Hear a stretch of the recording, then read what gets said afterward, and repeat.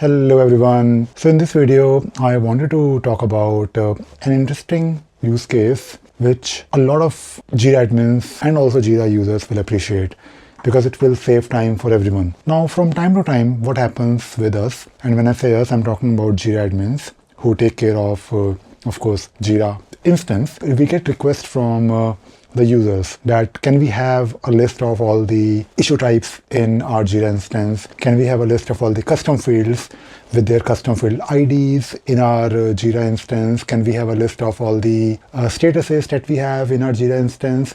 So basically what happens with these requirements is that whenever someone is trying to build or capture a requirement for a new project or a new process in Jira, they want to know what all configurations they can use or reuse, or they just want to know what all things we already have configured in Jira, because it will help them Jirafy their solution. Now, when it comes to requirements in Jira, or when it comes to understanding what problems or challenges need to be solved, usually people start with a document, and in that particular document they try to explain what all they need to do in this proposed project. Now, this is actually very important because it may not be done by a Jira admin. Jira admins or Jira consultants will come later on to help do some kind of technical feasibility or basically Jirafy the solution. But when it comes to the requirements could be as simple as writing in a simple language what needs to be done and what is the expected outcome or the goal.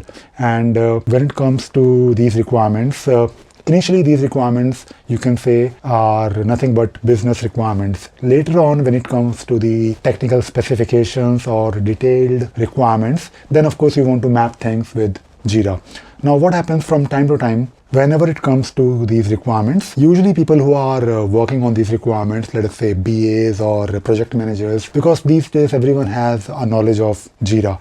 And if they have done some similar work in the past where they rolled out a Jira project where they worked on a requirements and they worked with Jira admins or Jira consultants, then of course they will try to apply their experience, their skills and their knowledge of existing Jira ways of working. So I think there is no harm. In fact, it's a good thing for you as a Jira admin if someone is giving you requirements, and if those requirements are very close to what you need to do in Jira, then it will save a lot of your time. For example, let us say if someone is in their document, in their requirement document, if they want to explain what information they need to capture, right?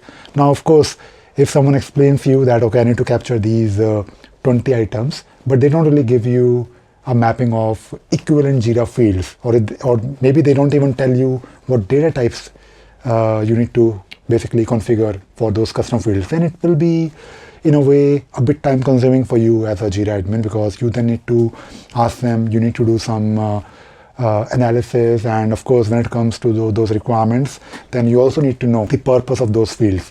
Now imagine you have a document where they have already given you a document with a mapping of Jira fields. Maybe they have already given you a workflow which is equivalent to your Jira workflow with all the states and transitions. So it will in a way save a lot of your time.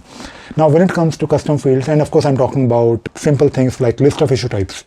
So when you have this list of issue types exposed somewhere, and I'll talk about how to expose it, for someone who is writing these requirements, it will save their time. And in some cases, or I should say, when you have some comfort level with Jira, then you don't really need to write these requirements in simple language. You can actually straight away work on Jira language. So maybe you can have a requirement document where, or maybe you can create a template. I think I did cover these requirement document templates when it comes to Jira implementation, because when you are capturing these requirements, you can actually straight away ask the user, okay, what issue types you want, what custom fields you want. But this may not work for each and every Jira user, because sometimes, or I think in most cases, Jira users are not really super comfortable with Jira terminology. They might not know how Jira works, and it also depends on who you're working with.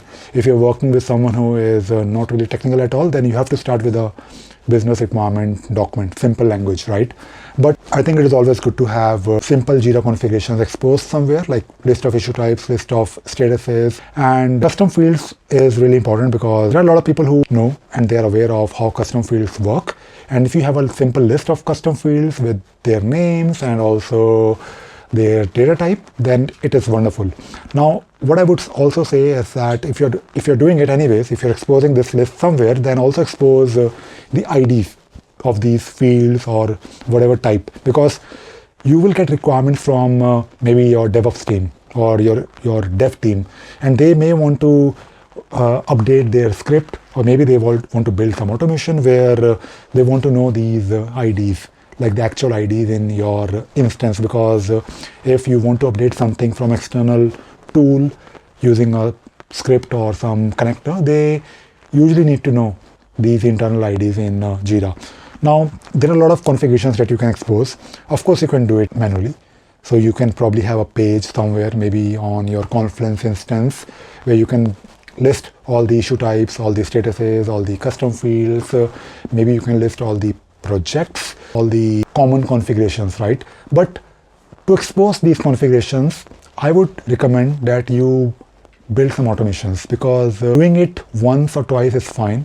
But if you have done some automation, if you have written scripts that will keep on updating these Confluence pages maybe every day or maybe once in a week, I think this will save your time. This will also ensure that you, as a Jira admin or a Jira team, you are providing good service. It actually looks good, right? That you have these things listed somewhere, and whenever someone is writing a document or capturing requirements, they can refer to these configurations that you have exposed. I mean, not really the actual configuration, but the list of those configurations exposed somewhere within your company. Of course, maybe it could be a Confluence page, it could be a Google document, it could be anything, right? In this video, I actually wanted to share this idea. I'm sure you might be already doing something similar. If not, do think about exposing your Jira configurations. So I hope you enjoyed watching this video and you learned something new today. Thank you very much.